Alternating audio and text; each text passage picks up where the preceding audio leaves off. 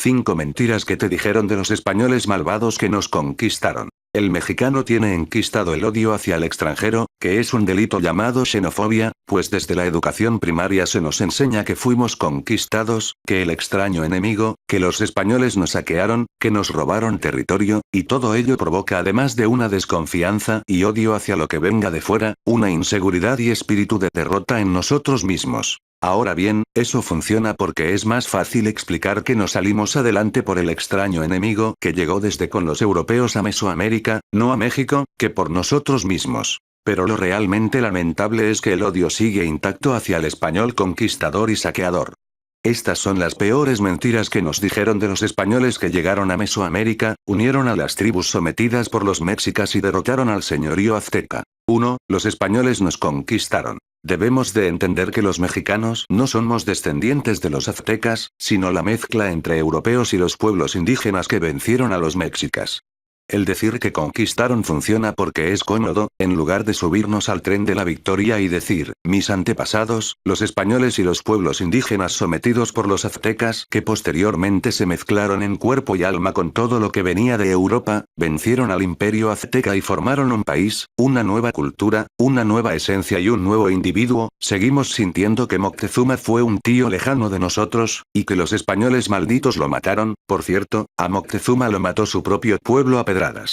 2. Los españoles destruyeron la armonía que había en Mesoamérica. Esta es la armonía con la que convivían en Mesoamérica. Esa imagen del pueblo mexica feliz comprando y vendiendo productos en los tianguis a un lado de los basamentos y templos enormes, todos felices y en armonía, con un emperador sabio y bondadoso, nos la metieron con embudo, pues la realidad es que Tenochtitlán, que tenía poco más de 100.000 habitantes, dominaba a poco más de 10 millones de indígenas de otras tribus a los que les tenían en una condición peor que la esclavitud. ¿Se puede estar peor que un esclavo? Sí, sí se puede.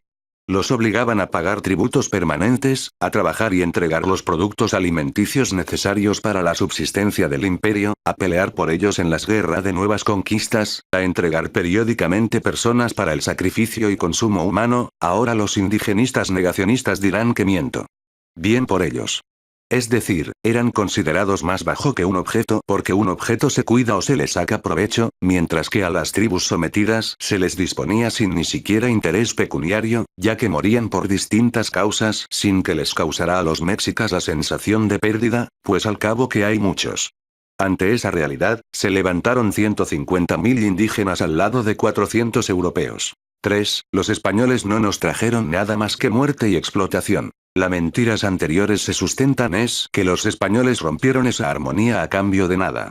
Independientemente de la cultura, idioma, religión y tecnología que trajeron los españoles a Mesoamérica, todo lo mexicano es una fusión de ambas culturas, la gastronomía, arquitectura, medicina, las bebidas, la música, la raza, las tradiciones. Si eso es nada, entonces necesitamos un nuevo idioma para expresarnos. 4. Los españoles asesinaron a los indios. Esta es la favorita de los indigenistas. Los europeos trajeron muerte y desolación.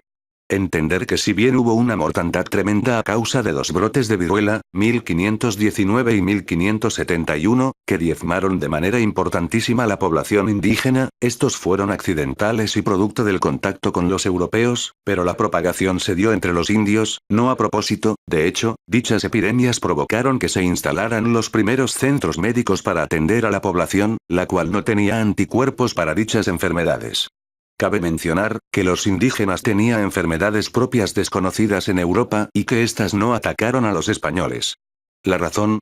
Un genetista la podría dar. La realidad es que la guerra de conquista fue básicamente entre pueblos indígenas dirigidos por Cortés, y después de ella, vinieron las epidemias circunstanciales e incontrolables, pero de eso, a que los españoles mataron a los indios, está muy lejos. 5. A Mesoamérica se vino lo peor de España y que solo odiaban a los indios. La realidad es que se vino de todo, desde el peón hasta el estudioso. El ejemplo más claro es el propio Hernán Cortés, quien era un estudiante de derecho y un erudito. Recordemos que al año de estar en suelo mesoamericano ya dominaba el náhuatl, y fue tal su amor por esta tierra que su última voluntad fue que lo enterraran en Nueva España.